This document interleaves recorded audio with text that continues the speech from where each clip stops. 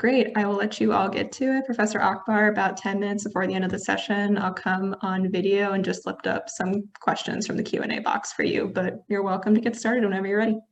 Okay, hi everyone. My name is Professor Amna Akbar, and I teach here at the law school at Ohio State University.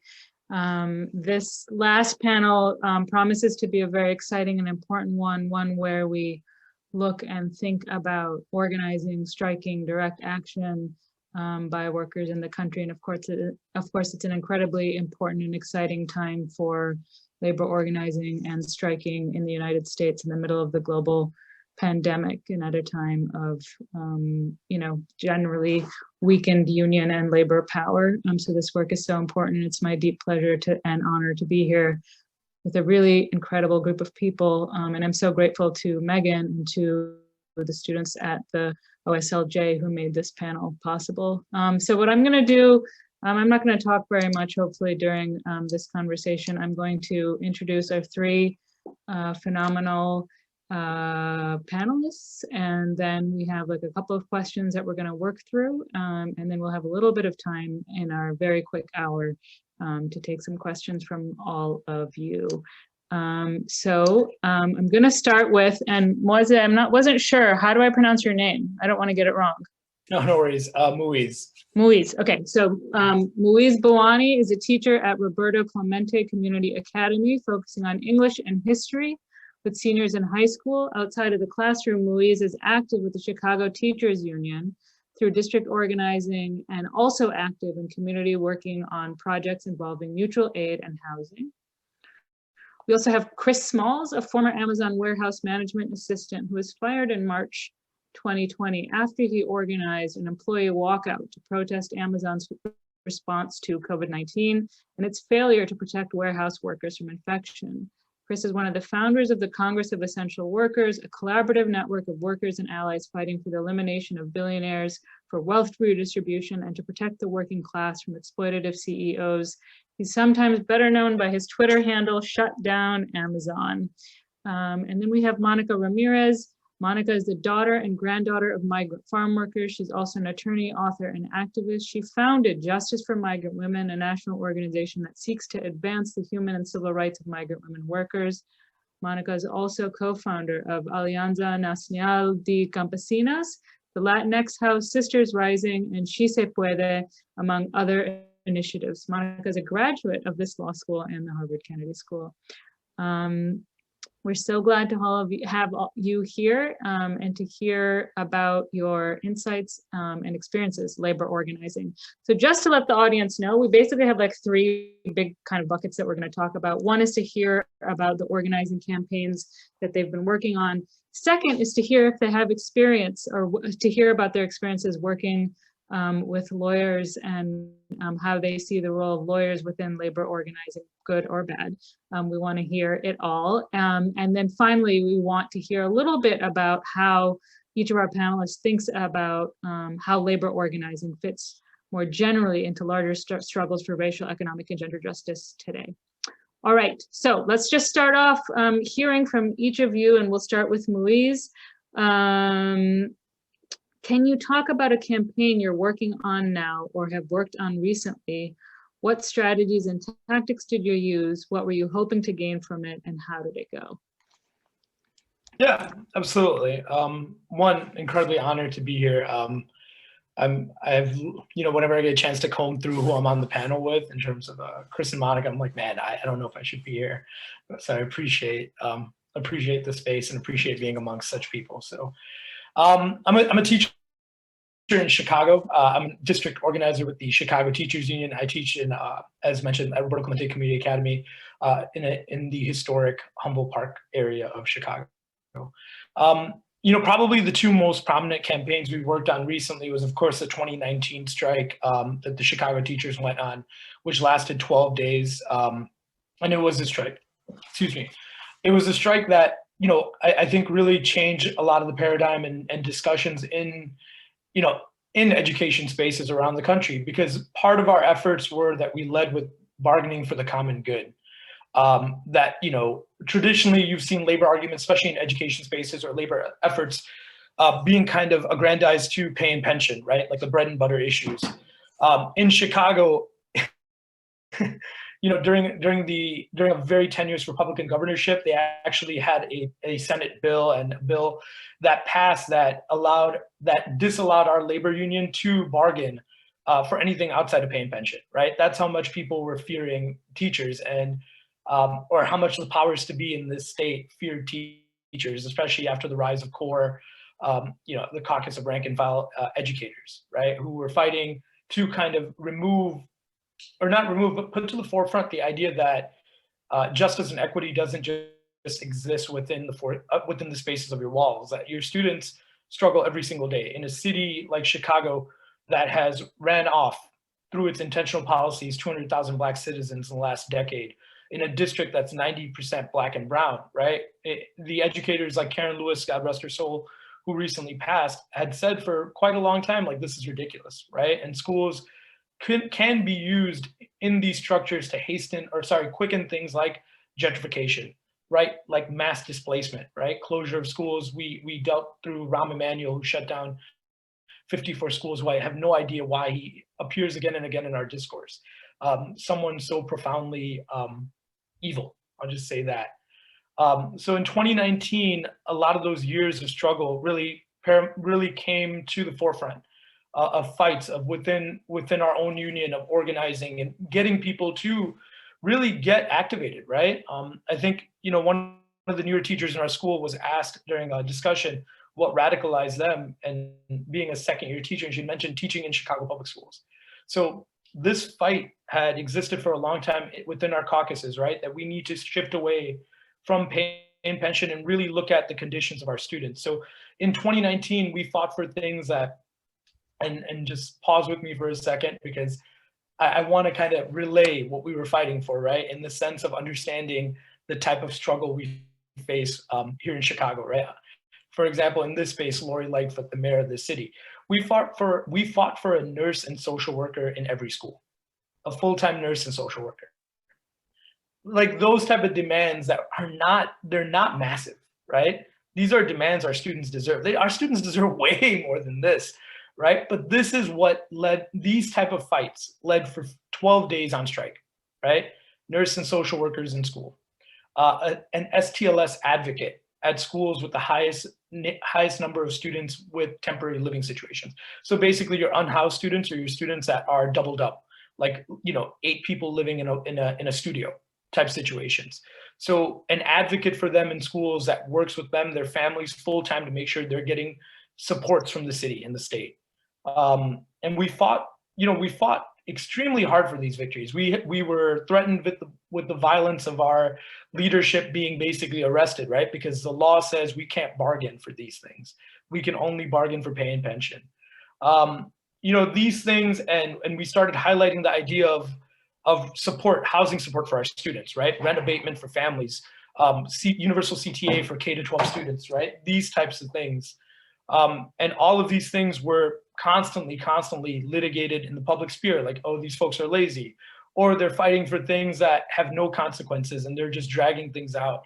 Going through these struggles in 2019, it took actions, right? It took political organizing, like getting to the offices of aldermanic folks, getting to the offices of local school councils.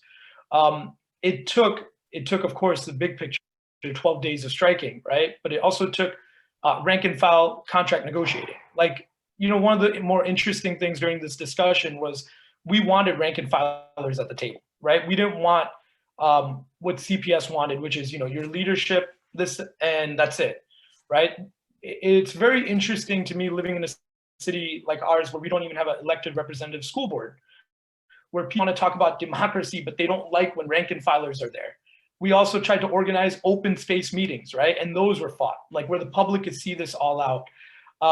But much of what really blew me away, and much of the spaces that I was able to occupy and work with, were also organizing between unions. Because we went on strike with SEIU, our security, our custodians, our SECAs, which are special education assistants in the room, right, that work with teachers. We coordinated a strike with another union, and then we coordinated a strike with the third union, in the SEIU ranks in terms of the public parks, right? And this was one of those efforts where we were basically saying at a deeper level that education, your students, our families, our communities, all of these efforts are connected. So that was one of the things that, again, that really astounded me in this process, right? That we could find space with our other sisters and brothers in other labor unions and say, schools are the center of communities. Schools are these spaces, right? And it was an experience, and it was one of those where you were like, facing down really, a mayor, a political district that was like constantly questioning the humanity of your kids, right? No, they don't need nurses, or we'll get contractors, right? We'll get a nurse for a day, and that nurse will rotate, right? And it was striking in that sense. And I think a lot of the wounds from 2019 also played out right now, right?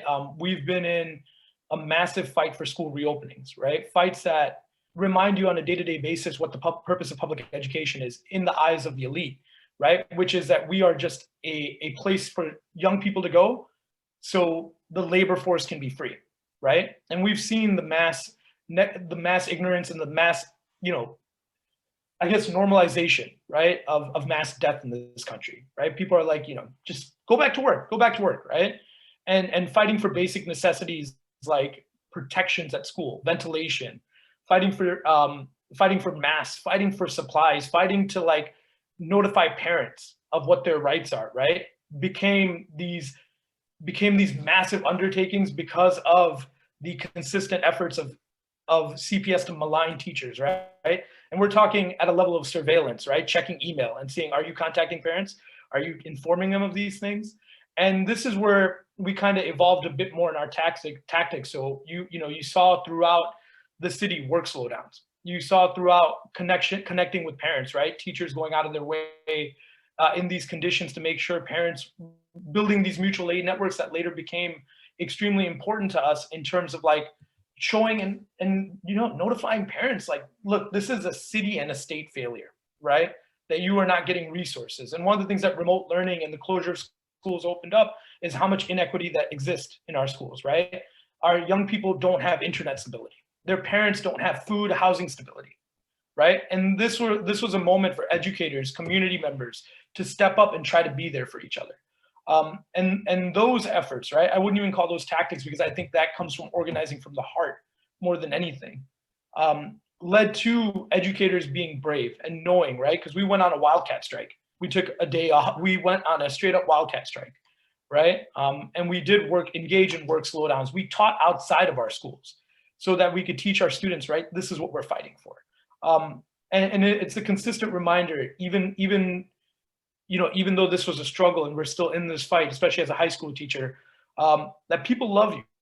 People think about you. People support you. There are people out there, like Jesse Sharkey said, there are people out there you don't even know who are praying for you because you're really their source of the fight in many which ways, right?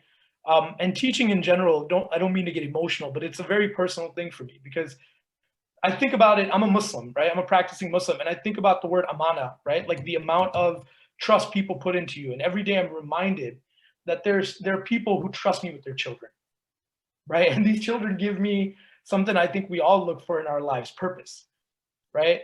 Which is just wild. So I think about a lot of this and it doesn't scare me anymore, right? The bosses don't scare me, right? And the bosses don't scare my colleagues anymore, right? Because the biggest failure we can have, like that 2019 and 2020 taught us, is letting down our students and parents. Not what the bosses think about. So that's my piece. Sorry for traversing all throughout, but yeah. No, there's nothing to apologize for. Thank you. That was really brilliant and beautiful. And I learned a lot from listening to you. And I can't wait to hear from everyone else and to hear more from you. Okay, so Chris, do you want to go next? Sure, absolutely. It's an honor to be here. Thank you for inviting me today to share this space with you all. So my fight is against another juggernaut when it comes to capitalism in this country. For those who don't know, I'm a former Amazon employee. I was fired last year for raising health and safety concerns. But my campaign pretty much began after my termination, March 30th. when I departed from the company on my own terms, holding a protest and being wrongfully terminated, a week later, Jeff Bezos himself decided to have a smear campaign meeting about me, calling me not smart or articulate, and ironically, to make me the face of the whole unionizing efforts against Amazon, ironically, rather than answer questions to the media about their own health and safety concerns of their workforce.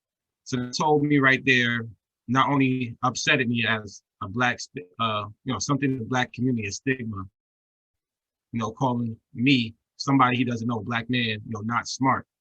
So that motivated me to found my organization, TTOEW. And together, collectively, we traveled to every one of Jeff Bezos' mansions that we could find on Google last year in 2020. We started off in New York City at his $80 million mansion. We traveled down to Washington, D.C. to his $28 million mansion that is actually, he's renovating. It's a museum, so the cost of that is going up. Then we went out west to his $165 million mansion in Beverly Hills. And then we also traveled to Seattle, Washington, where he bought his first mansion in Medina. We also protested in front of the Amazon headquarters and the Amazon Spears. A few weeks ago, we just came back from Bessemer, Alabama. So I don't know, for those who don't know, this is probably the biggest union drive since the 1930s, since the Great Depression. After the Great Depression, there was an economic collapse in this country, and there was an uprising of unions. But since then, in this country, unions have diminished to less than 10%. Almost about 6% of workers in this country are unionized, and that is it. So once again, you can understand the importance of this union. And after 2020, the year not only that myself have dealt with, other workers of Amazon has been exploited and fired as well, retaliated against. This union drive is the most important since then. Right now, actually, Bernie Sanders just traveled down there, and he just gave a historic speech to motivate the workers of Bessemer. I myself traveled 16 hours. I drove down there from New Jersey a couple of weeks ago to stand in solidarity with that union and with the workers of Alabama. Brought workers from New York and New Jersey, brought workers from Arizona, from the Midwest as well, to also tell their stories and express how important it is for them to vote yes on this union drive so that it can galvanize the rest of the country, the rest of the Amazon workers in this country. So at the same time, here in New York, I'm actually working on our own efforts at my former facility. March 30th, the anniversary is coming up this Tuesday, and I will be going back out there to hold another rally. And I'm bringing several unions that have been standing in solidarity throughout the whole fight when it came to Alabama. So we're actually going to try to, once again, take this fight on up here in New York and try to unionize this facility in Staten Island, and not only in Staten Island, but all over the country as well. So those are the campaigns that I'm actually dealing with now. In the same time, I'm also in a legal battle with Amazon on behalf of New York State. Letitia James filed a lawsuit on my behalf, several other workers as well, pretty much for my reinstatement and for some other demands, especially for this country, the company, for them to be held accountable. Also, I have a civil case with Amazon, which is actually a class action lawsuit. And I chose to go that route to represent the class, the working class, the people of Amazon who've been affected throughout the course of the pandemic. When I first was raising concerns, it was because we were unprotected. And not only we at the facility, but our families as well. Bringing that deadly virus was my biggest fear. Being a single parent, school closed last year, and I wanted to know how is I going to protect myself and my children if I'm going to work and there's no PPE, no cleaning supplies. And when the company told me, you can stay home and be safe, in a position of leadership that I am at the company, being a supervisor for 4 years, working with these folks for 40, 50, 60 hours a week, these people are my extended family.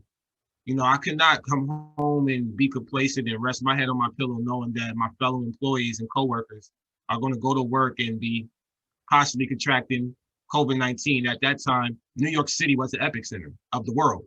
People were dying every 15 minutes, and we have 5,000 people that report to that building. So you imagine the pressure, the amount, the mentality that we were in, and the fear that we were in as workers. So I knew if I didn't fight back and I didn't take my stance, that nobody else in that facility would have done that. So I was the sacrificial lamb. But in all good faith, after I was fired, Amazon now had the attention that I wanted to draw on them. And they had to correct their wrongs. So they spent $4 billion. And I'll take credit for that as well. I know Jeff Bezos won't give it to me, but I'll take credit for the fact that they had to rapidly spend that money to get them the PPE that they needed. Meant these temperature checking things that they're doing at their facilities, so on and so forth. They continue to try to progress in protecting their workers, but it's still not enough. Unfortunately, workers are continuing to contract COVID-19 at these facilities because it's impossible to socially distance while working on the assembly line. So those are the issues that we're still facing, and that's the reason why this union drive in Alabama is the most important. And we're hoping that it'll be successful. The vote closes on March 29th. Hopefully we'll have the results within the coming days afterwards. And like I said before, to galvanize the rest of the country, and we can start up here in New York on the 30th. So that's the campaign that I'm with right now, and I'm happy to share more. Thanks, Chris. Yeah, there's so much to talk about. I mean, one of the powerful things in hearing both you and Mueze talk is just the power of solidarity that comes out of organizing as well, and people, just taking on more struggles in solidarity with one another and feeling more powerful. That's so important. And hearing you talk as well reminded me that before we go to Q&A, I also want to hear from each of you about how our audience can are there concrete things that the audience can do to support the struggles that you're involved with, but we'll get to that at the end. Monica, do you want to share about a campaign that you're involved with? Hi, everyone. Thanks so much for the invitation. It's lovely to be back with my Ohio State family. And Mueze and Chris, I just want to say you're heroes. Thank you for being on the front line, doing the work and being on the front line organizing our communities, because I think that what most people don't understand about organizing is just how much personal sacrifice it requires. And my hat's off to you and many thanks to you for all that you're doing. I represent the migrant farm worker community. I come from a family of farm workers, and my family was able to settle out of the migrant stream, which is why I had the privilege to eventually go to school and graduate from a school like Ohio State. And during this COVID crisis, much like the work I've been doing for many years, it's been focused on the rights of farm workers. And here in the state of Ohio, which is where I'm based, as soon as this crisis started, there were a couple of things that happened. One, because most people in our country don't see farm workers. They don't know who farm workers are. They don't think about the farm workers who feed them every day. It became a priority of ours to just start talking about the fact that human beings are picking, packing, and planting the food that we eat. And so we kicked off a campaign right at the beginning of the COVID crisis that was timed actually with National Farm Worker Awareness Week, which this week is National Farm Worker Awareness Week across our country. And that campaign was called Phenomenal Farm Worker. And we just told story after story of farm workers in our country and all of the ways that farm workers contribute. And I think that that was really, really important because right at the beginning of this crisis, we knew our community would be forgotten. We knew that our community would not be helped. And we knew that many people in our community would die. Like those were all for us givens. And for those of you who don't know, there are 2 to 3 million farm workers in our nation. Many farm workers in our country are undocumented. And unfortunately, many of the things that we thought would happen happened. And so for us, just making sure that people understood that farm workers existed, that farm workers were still going to work, that farm workers are human, and we had to honor their humanity. That was step one for us. And from there, we were able to actually start pushing for the rights that farm workers have been denied for decades. And in the state of Ohio, it's really important to know that agriculture is the #1 industry in our state. And despite the fact that it is the #1 industry in the state of Ohio created worker health and safety mandates for many other industries in our state, but they did not create one for agriculture. And so we began trying to push the state of Ohio to do right by farm workers by taking measures to protect farm workers and at a minimum create a health and safety standard so that farm workers would get PPE and would, have the social distancing in place. We knew from early conversations that farm workers were very confused. They weren't getting information. They didn't have, things like access to water and soap, which has always been the case for farm workers. Our community hasn't always had access to things like water and soap in the workplace, which are pretty basic things to have. But during the COVID crisis, we kept hearing the CDC and everyone say, wash your hands, make sure that you stay, the 6 feet apart, all of these things. And they just weren't things that farm workers could even abide by. And certainly not without the help of the government at the federal level and certainly here in the state of Ohio. So we began pushing the state for that. We also began pushing the state because we knew that in June, when the majority of farm workers would arrive in Ohio, that would mean that they would occupy migrant labor camps. There are migrant labor camps throughout our state. 30,000 farm workers approximately come to the state of Ohio every year to work and to live in these migrant camps. And because of the way that they are built, there's no way that you could comply with the requirements because many people are living in one small dwelling. It's shared bathrooms, it's shared cooking facilities and shared shower facilities. People go to work in the same buses packed in a small area. And so we were calling on the state to create, to provide resources to farmers so they could, have housing that was more spread out and more vehicles and things of that nature. And the other thing was we wanted the materials about COVID to be available to our community in whatever language they speak and whatever language they understand, because the materials they shared with us were not culturally or linguistically appropriate for our community. So by the end of the summer, so the peak in Ohio is basically June until September. By the end of the summer, we still did not get a health and safety mandate. We gave the state the language of what we thought the law should say, what the mandate should say, as well as a rapid response plan that I and my team wrote.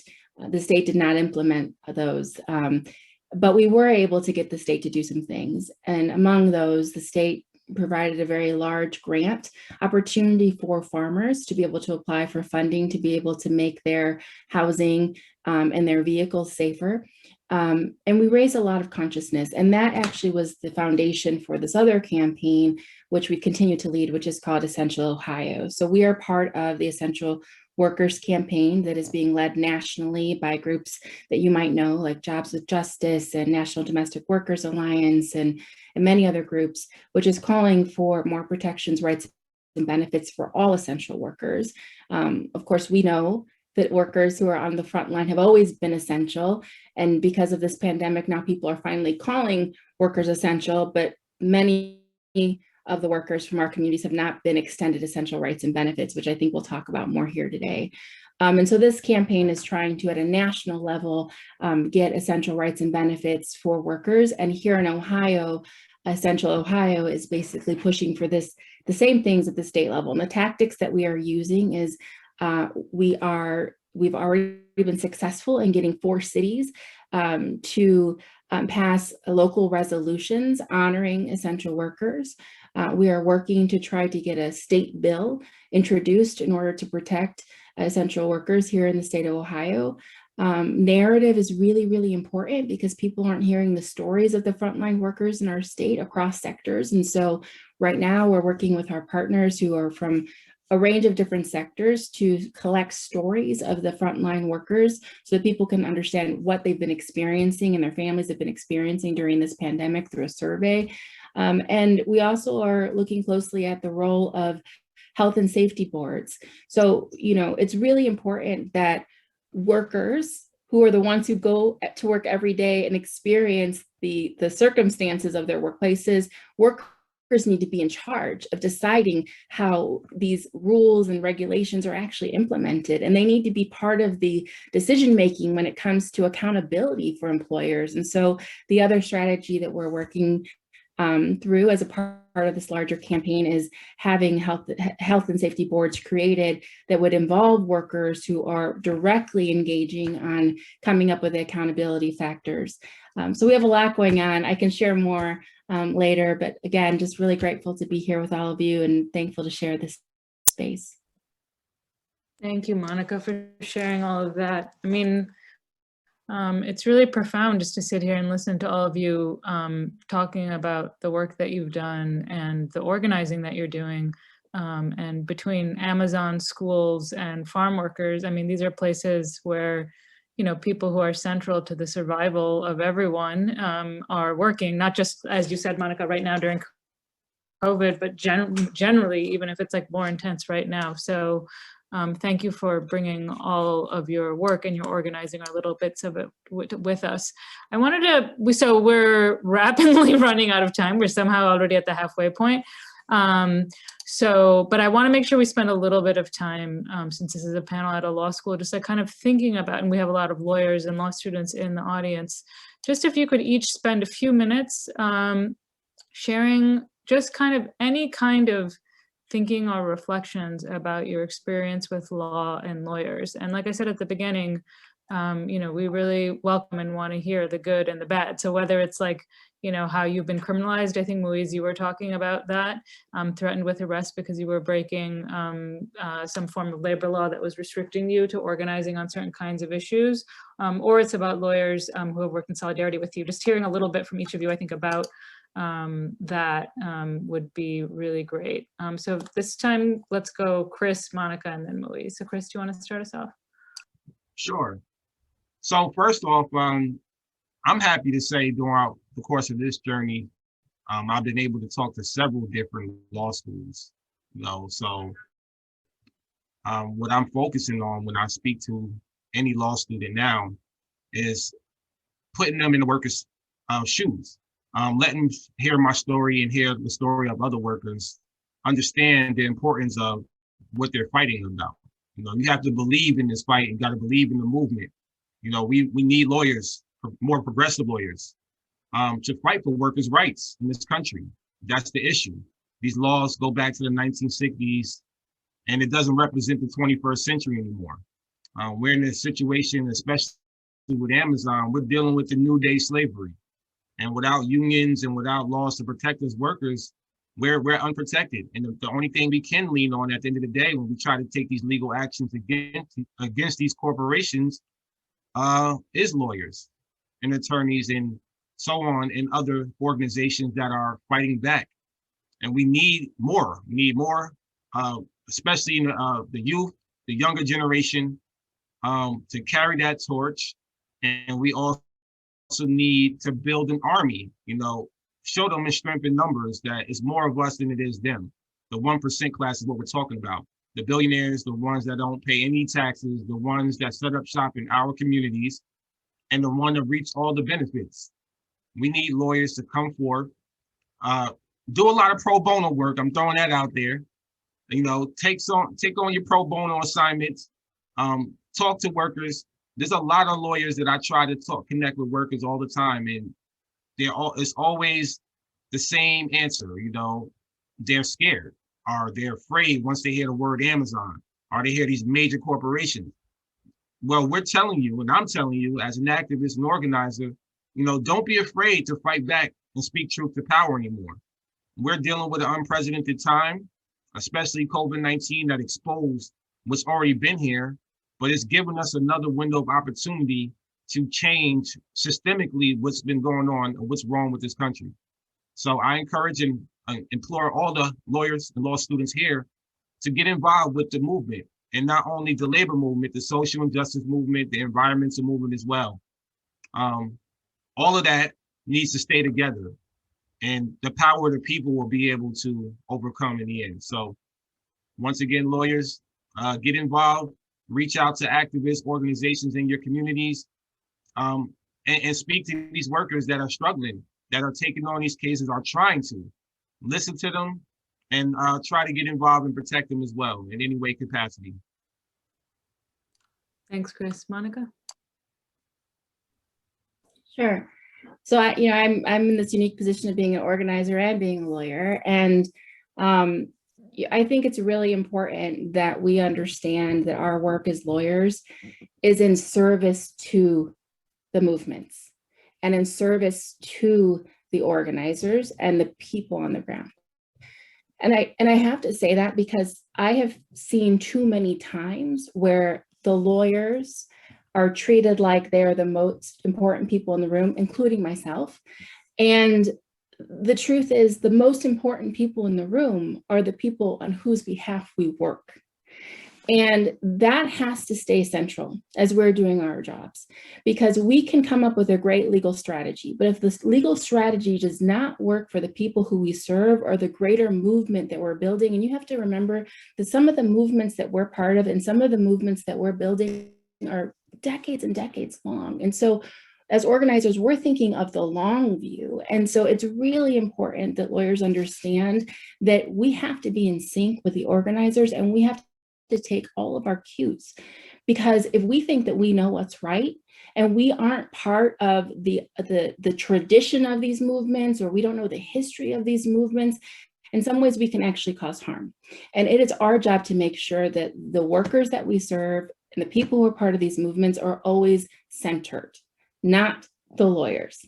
And so I think if that's probably like a really weird message to hear, but I'm saying it to you as a lawyer because that is the way it needs to be. If we really want to change society and change the world and address these issues in an impactful way, that is the way it has to be.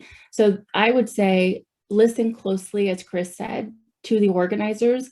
And when you're in doubt, check yourself through the organizers, because the organizers who I know are pretty clear when people are out of step, and they will make sure that you understand when you're out of step. And we have to make sure that we put our egos aside so that our feelings don't get hurt, so that we can really clearly understand what the people need.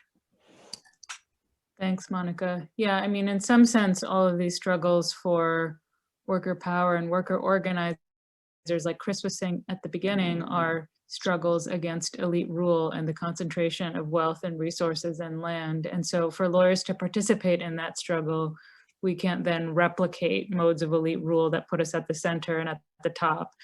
We need to figure out how to work collectively in relation, putting organizers and communities at the front. Okay, Moise.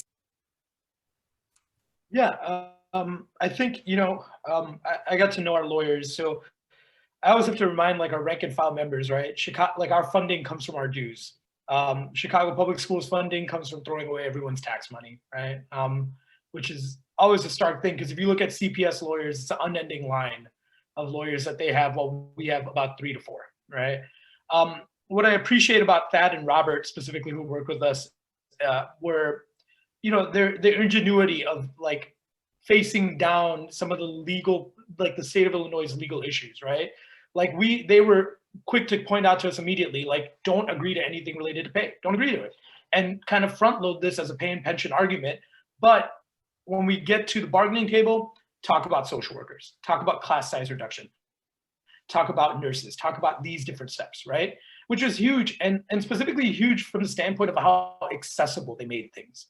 I think, one of the realities that happens in these inner caucus discussions where people are like, get lawyers, get the professionals to represent us, right? And then you have Thad and Robert who are like, no, we need to sit with the rank and file, and we need to understand this, right? And what I appreciated is they took a ton of time understanding rank and file members. They made things accessible. They understood things that we struggle to articulate, right? Like why class sizes are so important, right? Why certain fights, what they mean to our students, what they mean to the communities we service. And that type of holding space, that type of listening, that type of internalizing, right? Because it became personal for them. One of the things I love about our lawyers, they operate like teachers. They take it really personal when anything is said about Chicago Public School students, our kids, right? And that's the terminology you hear them use, our kids, our students. That meant a lot, and they were fearless, right? There was never any fear from them. There was never this take a deal, take it. No. They understood what it meant for us, and they were constantly fighting for those things. And kind of like what Chris and Monica hinted at, right? They understand the context of this time, right? They understand also what they're in. We are, and it's it's a burden that it is unjust to put on people, but we have to fight for a lot of people, right? We have to fight for a lot of communities that aren't voiceless, but they've been silenced by these systems that exist in this city.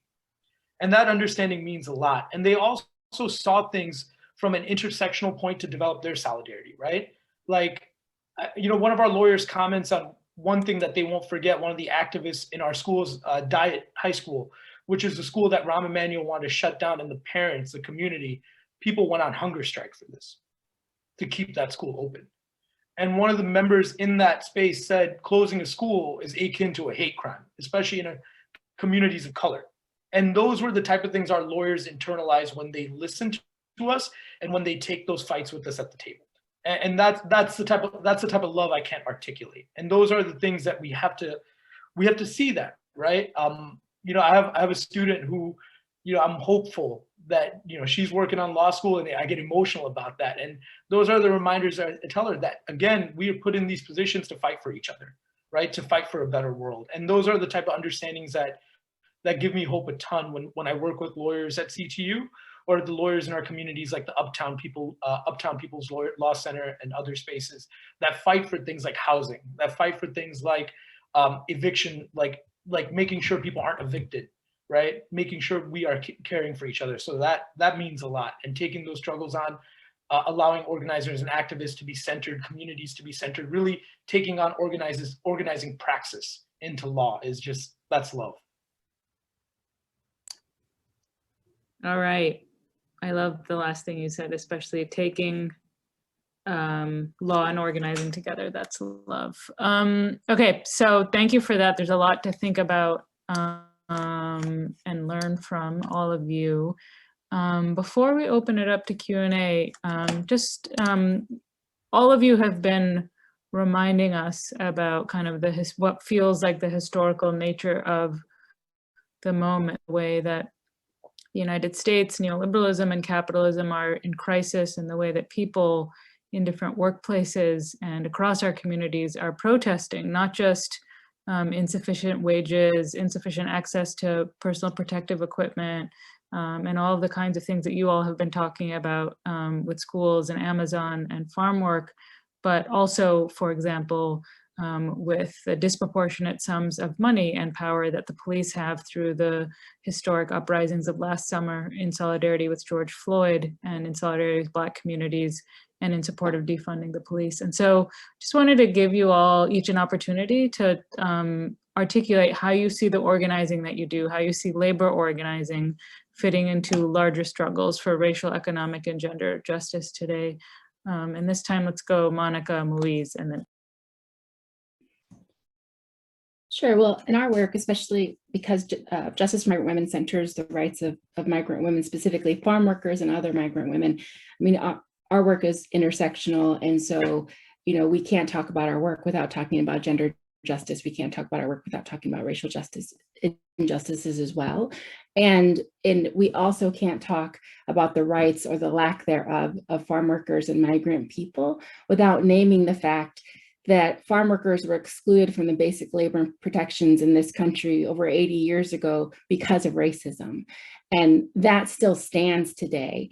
And so, we always bring that forward in our work. And I think that, we have to name the fact that not only in the exclusions that have existed historically against our communities that have impacted us negatively, and that actually positioned us to not be able to survive this crisis, but also the fact that right before our eyes, laws are being passed that are unjust.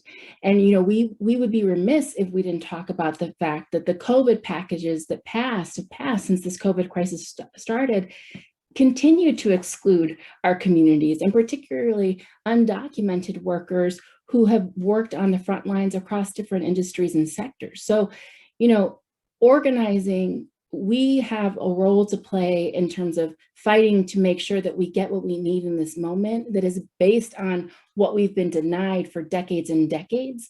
And we have to do the work of naming the fact that just because people are getting resources and money and things that we need in this moment, or maybe people are getting food that they should have always had there are still unjust laws that are being passed right this very moment, and we cannot be complicit in allowing that to continue to happen. So I would say we have to continue to talk about all of the ways that the injustices are taking place.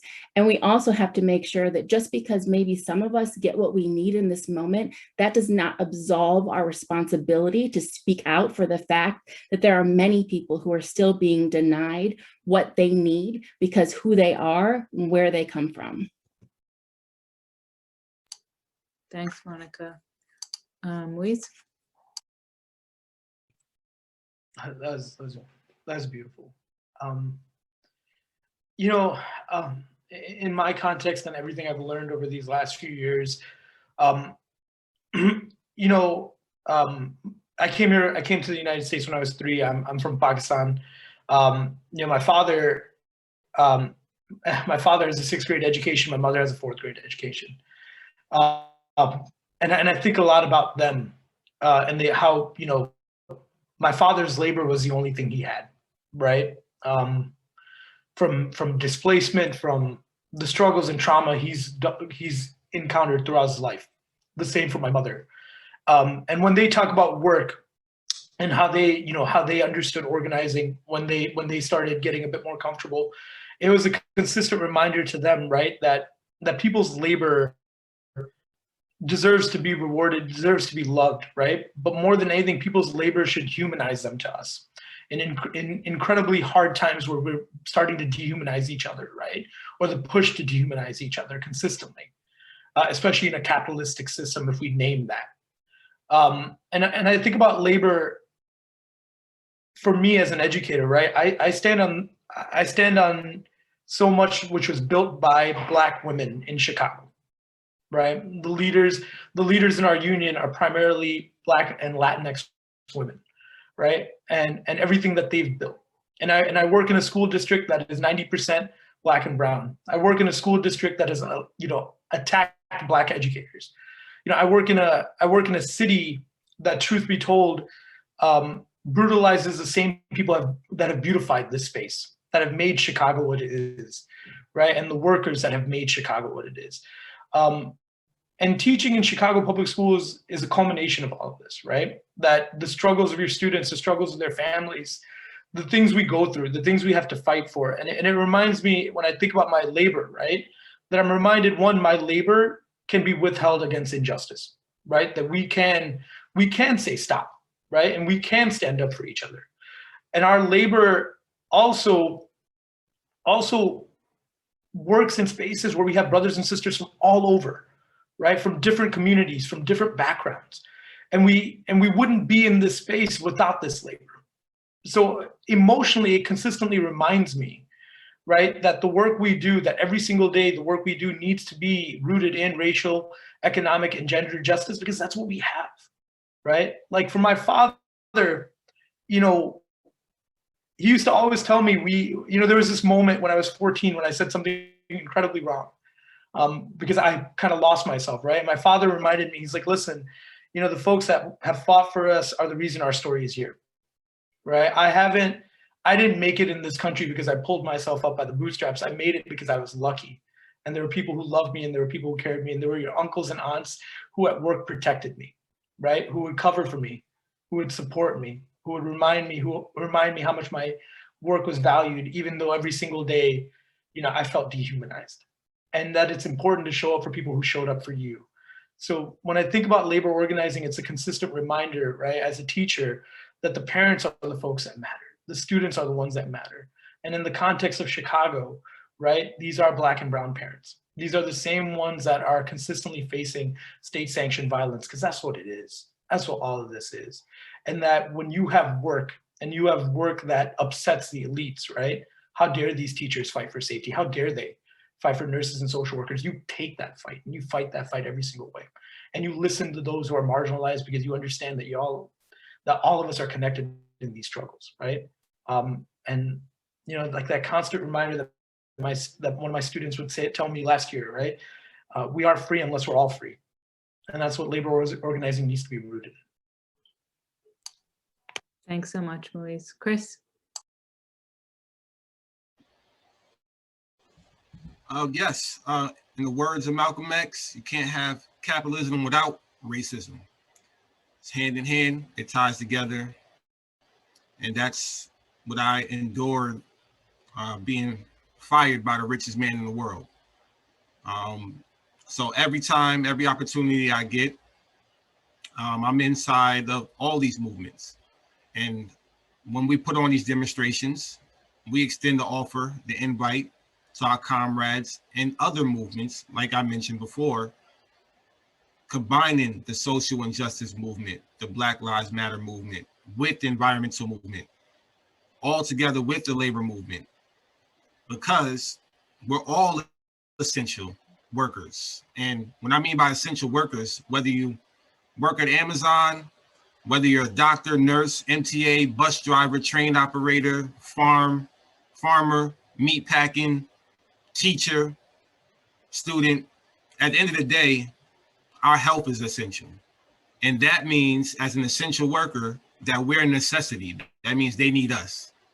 And if we understand that the 1% class, the billionaires, the ones that reap all the benefits, if we understand our value, understand that they can't do what we do. They can't come and work on a farm 12-hour shifts, 16-hour shifts. They can't come to an Amazon facility and pack 5,000 items a day. They can't come to class and teach these students Black history, indigenous history. They can't, because they're not a part of this community. They're not a part of where we come from. So we had to, once again, keep all of these struggles, keep all of these movements together in every opportunity that we get. So every time I get a chance to stand in solidarity with whatever cause, like today, for example, I was just on the picket lines outside of a federal building here in Newark, New Jersey, screaming out, "Free Mumia Abu Jamal, a political prisoner from the Black Panther Party." So even though I'm an activist of the labor struggle, I understand my importance and my presence in activism in general. I have to be on the lines for whoever calls and whoever rings that bell in solidarity. Doesn't matter what their movement is about. It's just the fact that we're showing that strength in numbers really do matter. And the only way we're going to get change in this country is if we stick together. And the people, the power of the people will be able to overcome the fascism that we're facing. So that's all, I have to say about that. We understand that right now in this country, we can't rely on our elected officials right now. We can't. Both parties, they don't have a working class party, and there isn't a working class voice in the White House as we speak. And I know there's been some push forward, some progress. There's the PRO Act that's on the table, but we always got to prepare for the worst and also walk while we're chewing bubble gum at the same time, and organize and continue to organize together and stand together in solidarity. Sorry to jump in. You all are such fantastic speakers that I really hate interrupting you. I just wanted to lift up a question that I got for Q&A that seems like a good question to maybe end on. So in the labor movement, or with a lot of movements, you kind of have to be a dreamer to get into it and be able to see beyond the circumstances that you deal with day to day. So I'd love each of you to talk, to kind of like wrap us up about what is your, what's your vision for long-term change? Because I think you have to see beyond the economies that we currently live with, and hold on to that vision to be able to get up and do the work every day. And how does that long-term vision kind of map onto the immediate material relief that you often try to push forward in your day-to-day? Not to add too much into the mix, but also feel free to, if you want to plug any concrete action that you think the audience could take to support your work, feel free to mention that as well. So we'll just popcorn this in whatever order you all want to go in. Who wants to go first? I'll answer. Okay.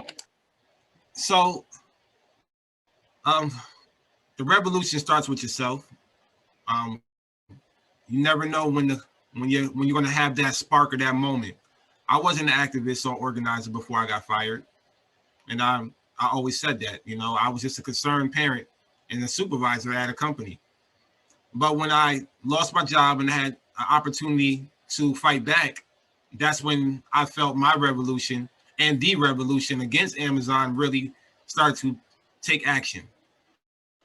There's always been activists before me that were fighting against the company.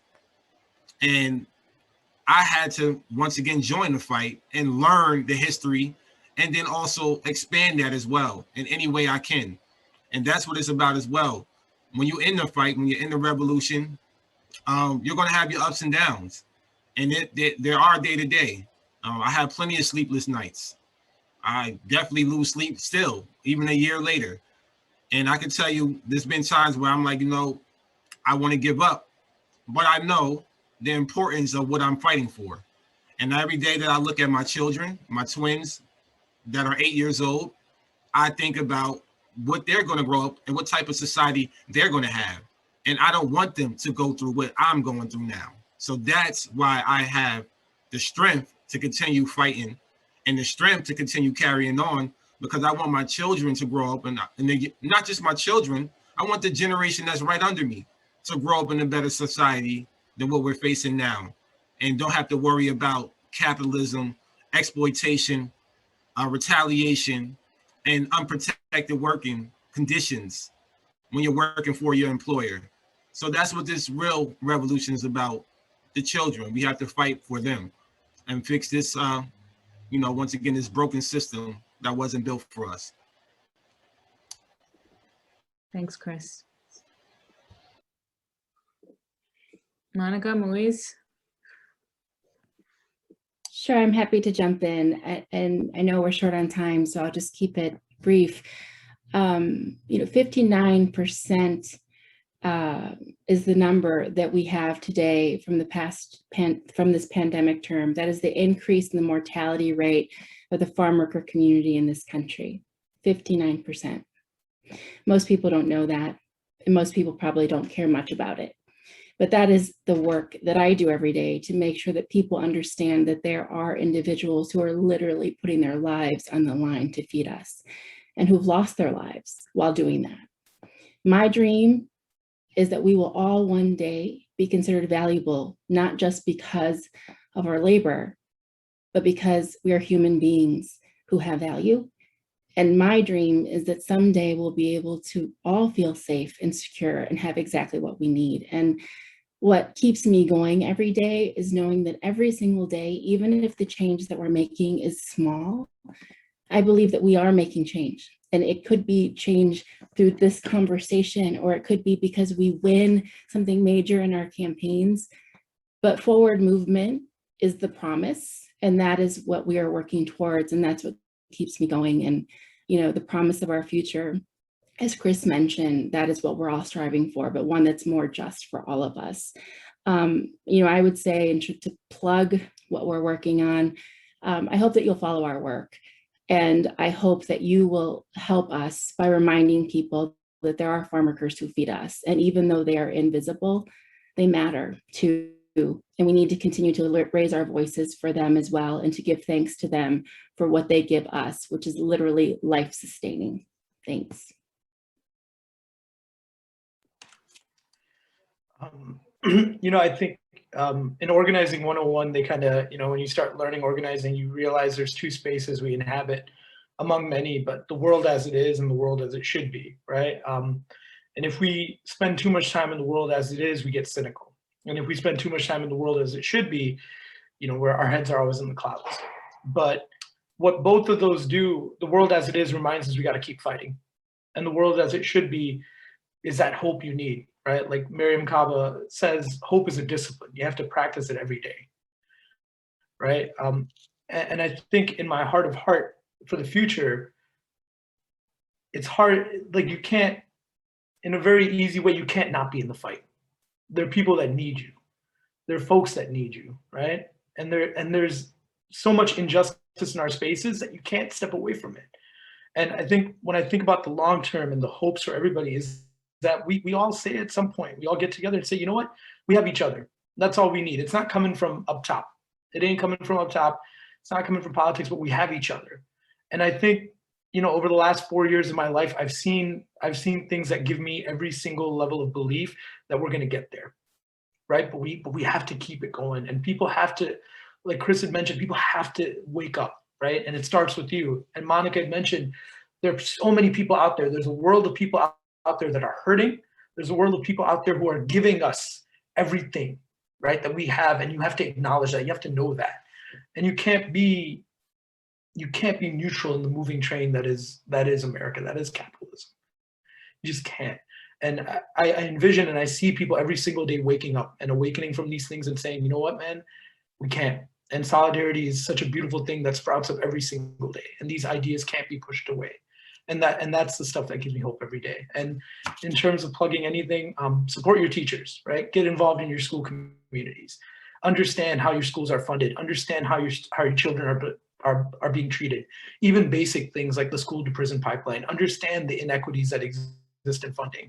Those things, and get there and fight there and listen to the people and center the communities being impacted. Yeah. Thank you so much for really moving closing comments and for all of the work that you're doing. I learned so much listening to each of you, and I know that our audience learned a lot and felt inspired by all of the work that you're doing. And hopefully more people will take up all the wonderful suggestions you gave about how we can support the building of people power and mass movements in an extraordinarily important time. And I also just wanted to give a shout out to Megan and the Journal, because just even having panels with that are all organizer, with the exception of me as a moderator, is a good sign in terms of law students at Moritz recognizing that the way that these panels are typically populated with a lot of people like me give us a very incomplete picture that's skewed toward, as many of you are putting it, kind of elite, narratives without thinking about more broadly, what's going on in the country and how we could all show up and how we can deepen our analysis and our struggle. So thanks so much to Megan and the Journal for creating this really important space so we can think more deeply and show up more fully. Yeah, and on behalf of the whole managing board, just thank you all. Thank you, Professor Akbar, for moderating. Thank you all for being panelists. Monica, it's really cool to see alums on the panel. And I think especially for a lot of the law students out there, it's really nice to concretize what we can kind of do, particularly with a Moritz degree. I know that your time and your energy is precious and it's sparse, especially during COVID. I don't know the exact contours of each of your lives, but I do know that they're rich and busy beyond this space. So thank you so much for giving us the privilege of your time and energy. You can hop off whenever you want. I don't want to take up too much more of your time. Thank you. And then